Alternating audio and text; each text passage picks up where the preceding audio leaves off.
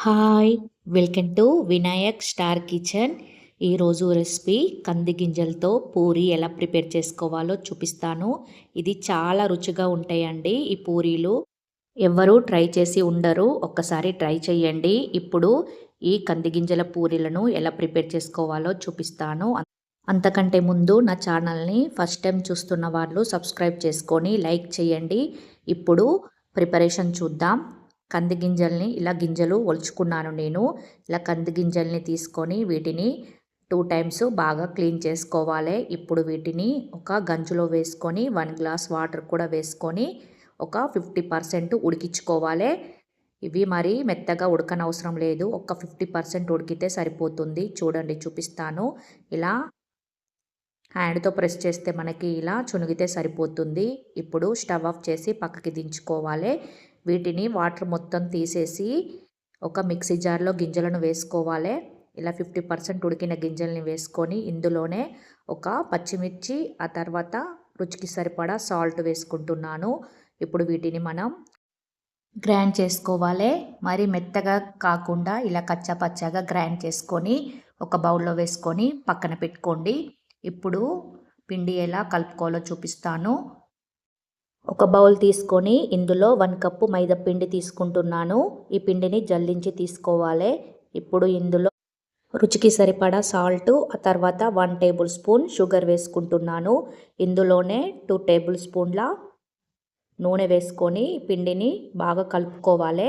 ఇలా ఒకసారి కలుపుకున్న తర్వాత ఇప్పుడు ఇందులో కొన్ని వాటర్ యాడ్ చేస్తూ చపాతీ పిండిలాగా కలుపుకోవాలి. ఇలా చపాతీ పిండిలాగా ఇలా ముద్దలాగా కలుపుకొని ఆ తర్వాత ఈ ముద్ద పైన నేను ఇంకొక 1 టేబుల్ స్పూన్ ఆయిల్ వేసుకుంటున్నాను. ఇలా 1 టేబుల్ స్పూన్ ఆయిల్ కూడా వేసుకొని ఈ ముద్దకి మొత్తం పట్టేలాగా ఒకసారి ఇలా ప్రెస్ చేసి ఆ తర్వాత ఒక 50 మినిట్స్ పక్కన పెట్టుకోవాలి. 50 మినిట్స్ తర్వాత పూరి ముద్ద కంటే కొంచెం పెద్దగానే ఇలా ముద్ద తీసుకొని ఇలా బాల్స్ లాగా చేసుకొని ఒకసారి హ్యాండ్తో ఇలా ప్రెస్ చేసి ఆ తర్వాత మనం గ్రైండ్ చేసి పెట్టుకున్న ఈ కంది గింజల పేస్ట్ని కూడా ఈ బాల్ మధ్యలో చిన్నగా బాల్ లాగా చేసి ఈ పూరి పిండి మధ్యలో పెట్టుకోవాలి. ఇలా పెట్టుకొని ఈ పూరి పిండితో మొత్తం ఈ బాల్ని కవర్ చేయాలి. మనకి స్టఫింగ్ మొత్తం బయటికి రాకుండా ఇలా హ్యాండ్తో ప్రెస్ చేస్తూ మొత్తం ఇలా కవర్ చేసుకోవాలి. ఇప్పుడు ఇలా కవర్ చేసుకున్న తర్వాత ఇలా హ్యాండ్తో ఒకసారి ప్రెస్ చేసి ఆ తర్వాత కొంచెం పొడి పిండి వేసుకుంటూ పూరి కంటే కొంచెం మందంగానే ప్రెస్ చేసుకోవాలి. ఇలా పొడిపిండి చల్లుకుంటూ చేసుకోండి. లేదంటే మీరు ఆయిల్ కూడా వేసుకొని కూడా పూరీలను చేసుకోవచ్చు. ఇలా మందంగానే చేసుకొని ఒక ప్లేట్లో వేసుకొని పక్కన పెట్టుకోండి. అదేవిధంగా ఇంకో ముద్ద తీసుకొని దీన్ని కూడా ఇలా హ్యాండ్తో ఒకసారి ప్రెస్ చేసి ఈ కంది గింజల పేస్ట్ను ఇలా బాల్స్ లాగా చేసుకొని మధ్యలో స్టఫింగ్ లాగా పెట్టి ఇలా మొత్తం పిండితో కవర్ చేసుకోవాలి. అన్నీ ఇదే విధంగా చేసుకొని పొడిపిండి చల్లుకుంటూ పూరిలాగా రోల్ చేసుకోవాలి. మీరు కావాలంటే డైరెక్ట్ హ్యాండ్తో కూడా ఒకసారి గట్టిగా ప్రెస్ చేసి కచోరీలాగా కూడా చేసుకొని ఆయిల్లో ఫ్రై చేసుకోవచ్చు.